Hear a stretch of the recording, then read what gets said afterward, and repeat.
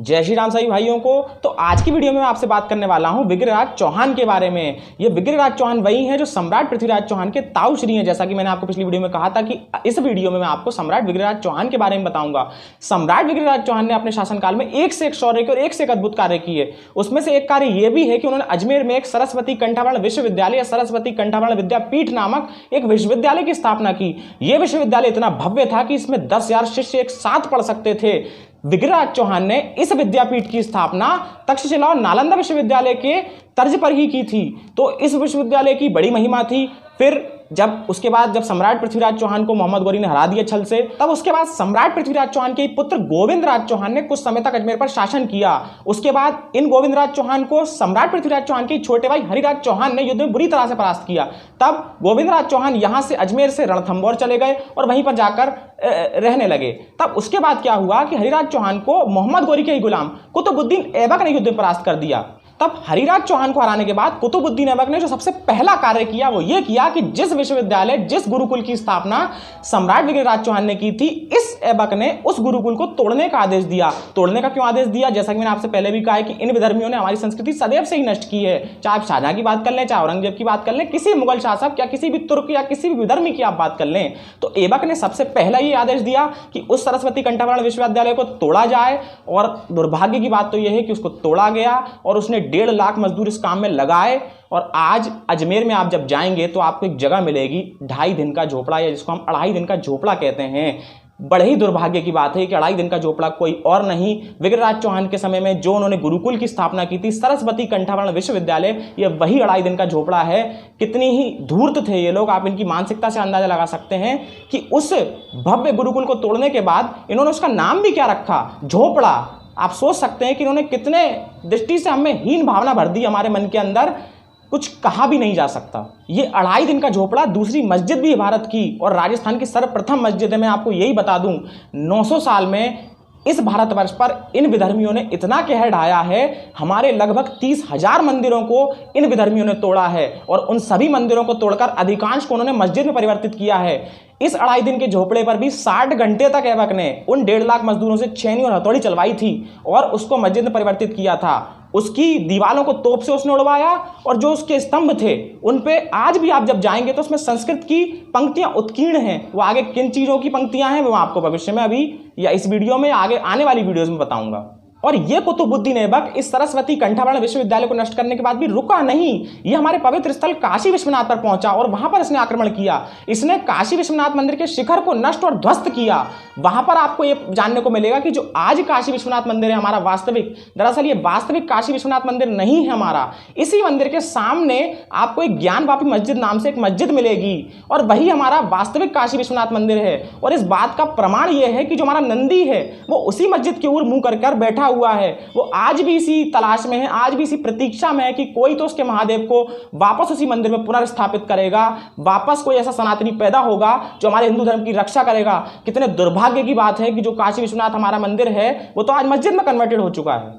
मुगलों में सबसे कट्टर शासक हुआ औरंगजेब। औरंगजेब ने इस काशी विश्वनाथ को पूर्ण रूप से नष्ट करने का प्रण ले लिया और 1669 में इसने आदेश दिया कि इस काशी विश्वनाथ मंदिर को पूर्ण रूप से ध्वस्त कर दिया जाए। और अगर आपको यह बात झूठी लग रही हो तो आप गूगल कर सकते हैं, इसकी प्रतिलिपि आज भी आपको कलकत्ता की नेशनल लाइब्रेरी में मिल जाएगी। सारे मुगल शासकों में केवल एक अकबर ही ऐसा हुआ है जिसने अपने शासनकाल में किसी मंदिर पर आक्रमण नहीं करवाया, किसी मंदिर को ध्वस्त नहीं किया, नष्ट नहीं किया।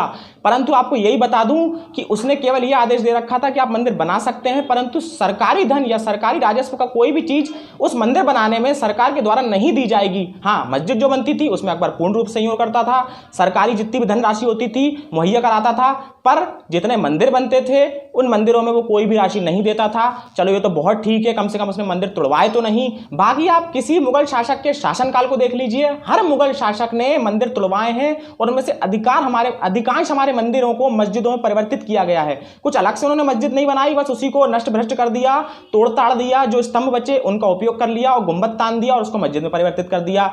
शाहजहां ने अपने शासनकाल में अनेकों मंदिर तोड़वाए। इसने भी काशी विश्वनाथ मंदिर को नष्ट करने के लिए अपनी एक सेना भेजी, पर जब काशी विश्वनाथ पर इसकी सेना ने आक्रमण करने का प्रयत्न किया तो वहां पर इसको हिंदुओं का घोर विरोध झेलना झेलना पड़ा, तब इसने वहां पर वापस सेना बुला ली और इसने एक और आदेश दिया 2 साल बाद कि एक काम करो, काशी विश्वनाथ मंदिर तो नहीं ध्वस्त कर पाए, हिंदुओं का विरोध झेलना पड़ रहा है, वाराणसी शहर में, वाराणसी नगर में जितने भी मंदिर हैं उन्हें ही ध्वस्त कर दो, कम से कम इन काफिरों के मंदिरों को तो आप ध्वस्त कीजिए, काशी विश्वनाथ नहीं कर पा रहे तो क्या हुआ। तब जाकर उसकी आत्मा को शांति मिली। और तब शाहजहां ने, आप विश्वास नहीं करेंगे, उस समय जब उसने आदेश दिया उसने 76 मंदिर 76 टेम्पल्स वाराणसी में ध्वस्त करवाए और उनमें से सभी को मस्जिद में परिवर्तित किया। औरंगजेब ने जब इस काशी विश्वनाथ मंदिर को तोड़ने का आदेश दिया 1669 में, तो इस मंदिर को पूर्ण रूप से ध्वस्त कर दिया। और आपको ये बताऊं, जब इस मुगल शासक औरंगजेब ने इस काशी विश्वनाथ मंदिर को ध्वस्त किया तो ये बड़ा ही पवित्र महीना था, बड़ा ही पवित्र माह था हिंदुओं का, सावन का महीना था। और सावन के महीने में उस समय दूर दूर से लोग, भारतवर्ष के ही नहीं अपितु दूर दूर से लोग इस काशी विश्वनाथ मंदिर में बाबा महाकाल के, भगवान महादेव के दर्शन करने आते थे। तब औरंगजेब ने यह सिद्ध किया, हिंदुओं में खौफ और ये डर का माहौल पैदा किया कि देखो तुम्हारा भगवान तुम्हें नहीं बचा पा रहा है, तुम्हारा भगवान तो स्वयं अपने आप को नहीं बचा रहा, तुम्हें क्या बचाएगा, देखो मैंने तुम्हारे भगवान को ही नष्ट कर दिया। तब देवगढ़ के राजकुमार ने बड़ी हृदय विदीर्ण करने वाली बात लिखी है। उसने ये लिखा है कि इस नज़ारे को उसने स्वयं वहां पर उपस्थित होकर देखा। उसने एक पुस्तक में बात लिखी देवगढ़ के राजकुमार ने कि मैं स्वयं वहां पर था और औरंगजेब की सेना ने उस द्वार पर और उसके चारों ओर उस मंदिर के दीवारों पर तोपें बड़ी बड़ी रख दी, बड़ी बड़ी तोपें तैनात कर दी और उस मंदिर की दीवारों को उन तोप से उड़ा दिया गया और खंभों को बचा रहने दिया। खंभों क्यों बचा रहने दिया? उन स्तंभों को इसलिए उन्होंने छोड़ दिया क्योंकि उन्हीं स्तंभों को तो बाद में उन्होंने मस्जिद में परिवर्तित करना था। काशी विश्वनाथ मंदिर के बारे में आपको कुछ महत्वपूर्ण जानकारी दे देता हूं। इस काशी विश्वनाथ मंदिर की ऊंचाई, या इसके आप यूं कह लें कि इस काशी विश्वनाथ के मंदिर के शिखर की ऊंचाई 250 फीट थी। इस 250 फीट के मंदिर के अंदर भगवान महाकाल की 120 फीट की ऊंची पत्थर की प्रतिमा थी। तो औरंगजेब ने जब आदेश दिया कि इस मंदिर को पूरी तरह से नष्ट और विध्वंस करना है, तब उन मुगल सैनिकों ने इस काशी विश्वनाथ मंदिर के द्वार पर बड़ी तोप रख दी और इस द्वार को ही तोप से उड़ा दिया। तब ये मुगल सैनिक बड़ी ही क्रूरतापूर्वक वहां पर जितने ब्राह्मण थे, जितने पुजारी थे, जितने हिंदू भाई थे, जितने भी सनातनी लोग थे, उनकी गर्दनें काटते हुए शिवलिंग पर धावा बोल दिया इन लोगों ने। क्योंकि औरंगजेब ने आदेश दे रखा था कि जो भी सैनिक इस शिवलिंग को मेरे पास साबुत लेकर आएगा, मैं उस शिवलिंग के वजन का 4 गुना सोना, यानी 4 गुना सोना उस सैनिक को दे दूंगा। परंतु ये मुगल शासक ये भूल चुके थे कि हमारे हिंदू भाई कितने शक्तिशाली हैं, वो अपने धर्म की रक्षा के लिए अपने प्राण न्यौछावर कर सकते हैं। इस शिवलिंग को लाना और इस शिवलिंग तक पहुंचना इतना आसान नहीं था। इस शिवलिंग की रक्षा के लिए लाखों ब्राह्मण वहां उपस्थित थे, हजारों की संख्या में वहां पर सनातनी भाई हमारे मौजूद थे। तब जैसे ही ये मुगल शासक उस शिवलिंग की ओर बढ़े तो हर हर महादेव का नारा लगाते हुए सारे ब्राह्मण उस शिवलिंग की रक्षा करने में जुट गए। इन सभी ब्राह्मणों ने अपने गले से जनेऊ उतारकर तलवारों पर लपेट लिया और इन मुगलों की मार काट कर दी। उस दिन भगवान शंकर के शिवलिंग पर दूध या जल से अभिषेक नहीं हो रहा था, उस दिन भगवान शंकर के शिवलिंग पर रक्त से अभिषेक हो रहा था। तो ये बड़ी ही एक ऐसा दृश्य था जिसने अच्छों का हृदय विदीर्ण कर लिया। लेकिन हर कोई सनातनी भाई, हर कोई सनातनी बंधु उस समय गौरव की अनुभूति कर रहा था। अपने भगवान की रक्षा करने के लिए, अपने शिवलिंग को बचाने के लिए उसने स्वयं अपनी जान दे दी। उस मंदिर में एक एक ईंट गिर रही थी, उससे पहले एक एक सनातनी भाई का शीश कटकर गिर रहा था। एक एक ईंट गिरने से पहले एक एक लाश वहां पर पट रही थी। यह सच्चाई थी उस दिन की। अब इसी काशी विश्वनाथ के उस मंदिर के उस शिवलिंग की रक्षा करने के लिए वहीं का एक ब्राह्मण ज्ञानवापी कुएं में उस शिवलिंग को लेकर कूद गया ताकि इन विधर्मियों के हाथ में हमारे भगवान महाकाल का शिवलिंग न लग पाए। और आज भी जब आप काशी विश्वनाथ मंदिर के दर्शन करने जाएंगे तो जो हमारा वास्तविक काशी विश्वनाथ मंदिर है, जैसे मैंने आपको बताया, जो आज मस्जिद में पूर्ण रूप से परिवर्तित भी नहीं हो पाए, क्योंकि जब इन विधर्मियों ने इस मंदिर को डिस्ट्रॉय किया, जब विध्वंस किया, तो नीचे का जो क्षेत्र है, आप कहना चाहिए जो बेसमेंट है, जो बेस है मंदिर का, वो आज ही मंदिर का ही रूप लिए है। तो बड़ा ही देख के दुख होता है। अरे इन विधर्मियों ने कम से कम नष्ट करना था तो पूरी तरह से ही मंदिर को नष्ट कर देते। जब हम जाते हैं तो हमारा जान और जलती है, हमारा मन दुखी होता है, हमारा हृदय व्यथित होता है। पता नहीं क्या ये विधर्मी चाहते हैं, मेरे को समझ में नहीं आता। अब हम पुनः आते हैं सम्राट विग्रहराज चौहान पर। तो सम्राट विग्रहराज चौहान, जिन्हें आप विसलदेव चौहान कह लें, ये अर्णोराज चौहान के पुत्र थे। जैसा कि पिछली वीडियो में मैंने आपसे चर्चा की थी कि इन्हीं अर्णोराज चौहान की हत्या इन्हीं के पुत्र जगदेव ने कर दी थी। अर्णोराज चौहान की हत्या करने के बाद जगदेव ने 3 वर्ष अजमेर पर शासन किया। उसके बाद इसी जगदेव को विग्रहराज चौहान ने परास्त किया और अजमेर का कार्यभार संभाला। इनकी शासन अवधि, इनका शासनकाल बड़ा ही छोटा था, बड़ा ही लघु था। 1158 से लेकर 1163 केवल इतने ही वर्ष इन्होंने शासन किया। लेकिन आपको एक बड़ी ही महत्वपूर्ण बात बता दूं कि सम्राट विग्रहराज चौहान को स्वर्णिम काल कहा गया है चौहानों का। तो आप इसी बात से अंदाजा लगा लीजिए कितना महत्वपूर्ण शासनकाल रहा विग्रहराज चौहान का। दिल्ली में एक शिलालेख मिलता है विग्रहराज चौहान के बारे में, जिसमें लिखा हुआ है स्पष्ट रूप से कि विग्रहराज चौहान ने अपने शासनकाल में इस भारत भूमि को तुर्कों से पूर्ण रूप से साफ कर दिया था। और न केवल साफ किया, इन्होंने अपने पिता अणुराज चौहान की जो युद्ध में हार हुई थी बुरी तरह से, उसका ही प्रतिशोध लिया। गुजरात के शासक कुमारपाल चालुक्य को इन्होंने बुरी तरह से परास्त किया। तो विग्रहराज चौहान के समय में चौहानों की तूती बोलती थी चारों दिशाओं में। सम्राट विग्रहराज चौहान ना केवल एक अच्छे शासक, ना केवल एक अच्छे योद्धा थे, बल्कि एक बहुत अच्छे कवि भी थे। सम्राट विग्रहराज चौहान ने एक नाटक की रचना भी की है, हरिकेली नाटक नाम से। आपको बता दूं कि इस हरिकेली नाटक नाम में क्या है, इस हरिकेली नाटक में लिखा क्या है विग्रहराज चौहान ने। तो इसमें उन्होंने अर्जुन और भगवान महाकाल के संवाद के बारे में चर्चा की है।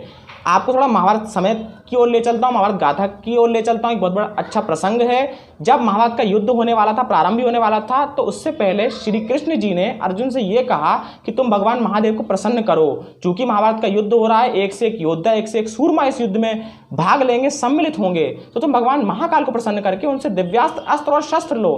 तब अर्जुन भगवान महाकाल को प्रसन्न करने के लिए तपस्या करता है वन में। तब अर्जुन के ऊपर से, जब वो अर्जुन तपस्या कर रहे होते हैं, जंगली शूकर गुजर जाता है। इससे अर्जुन बड़े क्रोधित होते हैं क्योंकि उनकी तपस्या भंग हो गई थी।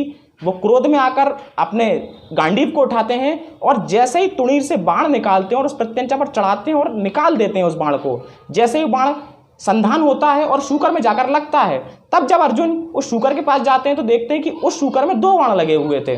तब वो बड़े असमंजस पड़ जाते हैं कि मैंने तो एक ही बाण चलाया था, 2 बाण कहाँ से आ गए। तब उनके पास एक शिकारी आता है और वो शिकारी कोई और नहीं था, वो स्वयं भगवान महाकाल थे। तब वो ये कहता है अर्जुन कि ये शिकार मेरा है, क्योंकि मैंने बाण संधान किया और मेरे से ज़्यादा तीर और मेरे से ज़्यादा अच्छा अस्त्र लगाव किसी का नहीं हो सकता। तो इस शूकर को मैंने मारा है और ये शिकार मेरा है। तब वहाँ पर भगवान महाकाल कहते हैं कि नहीं, सबसे पहला तीर आकर इस शूकर में मेरे बाण का लगा था, तो ये तुम्हारा शिकार नहीं है, मेरा शिकार है। तब इसी बहस में युद्ध तक पहुंच जाती स्थिति और भगवान महादेव का और अर्जुन का युद्ध होने लगता है। बड़ा ही अद्भुत युद्ध ये होता है। आप खुद ही स्वयं सोचें, एक तरफ संसार का सर्वश्रेष्ठ धनुर्धर अर्जुन और एक तरफ स्वयं भगवान महाकाल। तो आप स्वयं ही अंदाजा लगा लीजिए इस बात का। परंतु अर्जुन कितनी देर टिकता, वो स्वयं महाकाल थे, देवादिदेव महादेव थे। तो अर्जुन वहाँ पर हार जाता है बुरी तरह से। तब वो ये समझ जाता है कि कोई साधारण पुरुष तो हो नहीं सकता, क्योंकि मेरे बाणों की काट केवल गुरु द्रोण और पितामह भीष्म के अलावा तीसरे के पास हो नहीं सकती।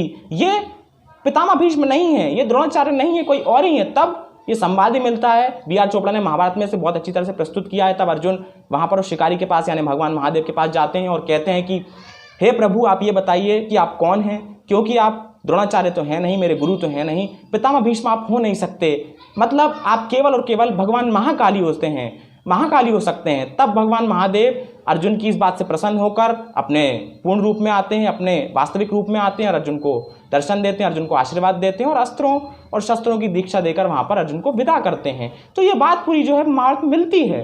तो इसी हरिकेली नाटक में विग्रहराज चौहान ने इस बात को बड़े ही अच्छे ढंग से और काव्य रूप में प्रस्तुत किया है। तो हरिकेली नाटक में इसी संवाद की चर्चा मिलती है। और जैसा कि मैंने आपको बोला था कि जो सरस्वती कंठाभरणम विश्वविद्यालय था, उसके स्तंभों पर भी इसी संवाद की कुछ पंक्तियां भी उत्कीर्ण है संस्कृत में। जब आप कभी जाएंगे वहां पर अजमेर में तो आप देख सकते हैं। मैं भी एक बार सौभाग्य मिला था मुझे अजमेर जाने का, परंतु मैं वहां तक नहीं पहुंच पाया। सम्राट पृथ्वीराज चौहान की मैं प्रतिमा ही केवल देखकर और वहां से लौट आया। तो आप अजमेर जब जाएं तो ख्वाजा मोइनुद्दीन चिश्ती की दरगाह पर आप जाएं चाहे ना जाएं, परंतु आप एक बार सरस्वती कंठाभरण विश्वविद्यालय जरूर जाएं और उन स्तंभों पर इस संस्कृत की पंक्तियां देखें और अपने बच्चों को भी यही सिखाएं कि वो 2.5 दिन का झोपड़ा नहीं है, वो सरस्वती कंठाभरण विश्वविद्यालय है। अंत में केवल आपसे यही कहना चाहूँगा कि आज की वीडियो यहाँ पर समाप्त होती है। अगर आपको वीडियो अच्छी लगी हो, इसमें मैंने कई जानकारियाँ दी हो, अगर वो पसंद आई हो, तो केवल इसको देखकर आगे मत बढ़ जाइएगा। शेयर करने में आपका कोई भी धनराशि नहीं लगेगी। हमें सनातनी होने पर गर्व होना चाहिए। आज हमारा धर्म इसलिए पीछे जा रहा है कि हम अपने धर्म और संस्कृति को भूल चुके हैं। इन विधर्मियों ने हमारे धर्म पर इतनी गहरी चोट पहुंचाई है कि अपने धर्म और संस्कृति को बिल्कुल ही भूल चुके हैं। तो केवल इस वीडियो को देखकर आगे मत निकल जाएगा। मेरा आपसे हाथ जोड़कर अनुरोध है। मैं केवल ये इसलिए नहीं कह रहा हूं कि मुझे व्यूज मिल जाएंगे, परंतु आपका भी ये कर्तव्य बनता है कि आप इस वीडियो को जनमानस तक, जन जन तक पहुंचाएं, ताकि हमारी वास्तविक संस्कृति हमें पता चल सके। आगे आने वाली वीडियो में मैं सम्राट पृथ्वीराज चौहान के पिताश्री सोमेश्वर चौहान के बारे में और उसके बाद सम्राट पृथ्वीराज चौहान, मोहम्मद गौरी और आगे आने वाले शासकों के बारे में बताऊंगा। बस इतना ही कहना चाहता हूं। लेता हूं मैं आपसे आज्ञा। धन्यवाद आप सभी लोगों का, बहुत बहुत धन्यवाद। अगर आप इस वीडियो में यहां तक आए हैं तो जय श्री राम, हर हर महादेव।